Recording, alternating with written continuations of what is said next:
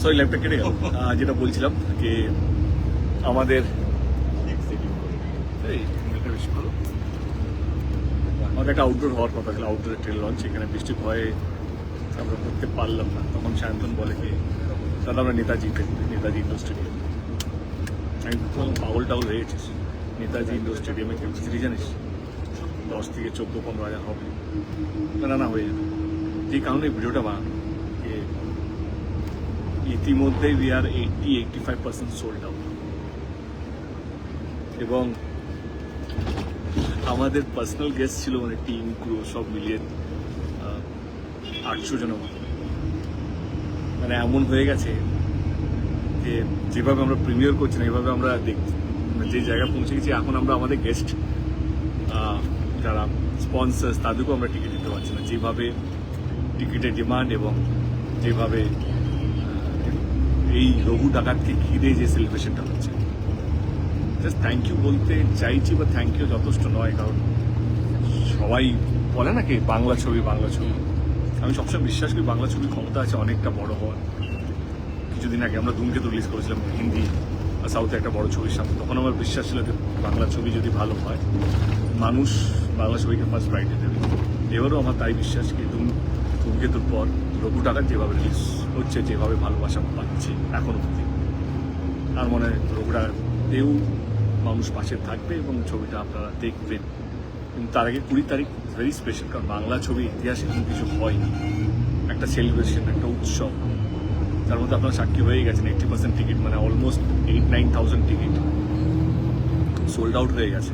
এবং আমাদের phase 2 phase 3 আমার মনে হয় অফিসিয়াল সব কটা ফেজই অলমোস্ট সোল্ড আউট হয়ে গেছে।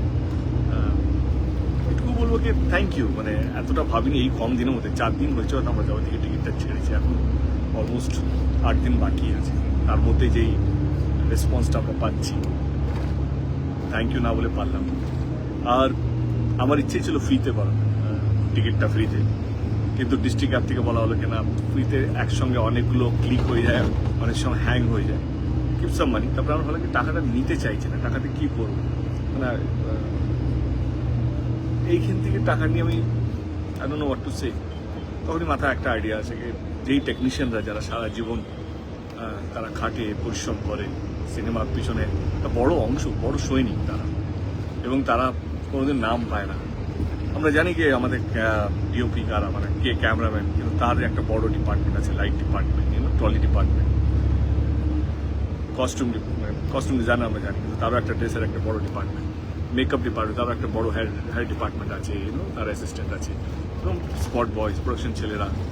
আমার মনে হয় এই টাকাটা যদি খুব অল্প একটা টাকা হবে হয়তো, কিন্তু এই টাকাটা যদি তাদের কাছে পৌঁছানো যায়, তাদের পেনশন, তাদের ক্রিটিক্যাল মেডিকেল হেলথ এবং স্কলারশিপ, তাদের বাচ্চাদের পড়াশোনার জন্য যদি এই টাকাটা কাজে লাগে, এবং এইটা দেখে যদি আরও অন্যরাও যদি এরকম ভাবে, তাহলে আমার কোথাও যেন মনে হয় যে একটা সুস্থ সমাজ হয়। এবং বিলিভ মি, আমাকে অনেক বন্ধুরা ফোন করেছে, তারা বলেছে আমার জন্য 5টা টিকিট কেটে নেই। মানে এটা ওয়াই এম সেইং দিস, আমার মনে হলো এটাও জানা উচিত কি আমার জন্য 5টা টিকিট কেটে নিস যারা বম্বেতে থাকে। আমি হয়তো যেতে পারবো না, বাট আমি কন্ট্রিবিউট করতে চাই, এই টেকনিশিয়ান ফ্রেটার্নিটিকে আমি কন্ট্রিবিউট করতে চাই। আমাদের 5টা টিকিট দিয়ে আমার হয়ে কেটে নিস, আমি টাকাটা তোকে জিপে করবো। এরকম অনেক মেসেজই এসছে আমার কাছে। ইনফ্যাক্ট আমার টিম ও বলো আমিও 4টা টিকিট কিনতে চাই, আমিও কন্ট্রিবিউট করতে চাই। এরকম প্রচুর লোক আছে যারা কন্ট্রিবিউট করতে চায়। আই থিঙ্ক আসুন 20 তারিখে, যারা ভাবছেন কি কী হবে না, দেখুন কয়েক টিকিট তো আমার মনে হয় যদি পেয়ে যান তো প্লিজ নিজেকে আটকাবেন না, চলে আসুন। আমার মনে হয় এরকম ট্রেলার লঞ্চ আগে কোনোদিনও হয়, আর জানি না এরপরে হবেও কিনা, আমিই বলছি। বাট তার আগে থ্যাংক ইউ সো মাচ এতটা ভালোবাসা দেওয়ার জন্য রঘু ডাকাতকে। এবং যে শহরে এখন যাওয়া হয়নি, যে ডিস্ট্রিক্টে যাওয়া হয়নি, দেখা হচ্ছে শীঘ্রই আপনাদের শহর, আপনাদের ডিস্ট্রিক্টে। Thank you so much, love you.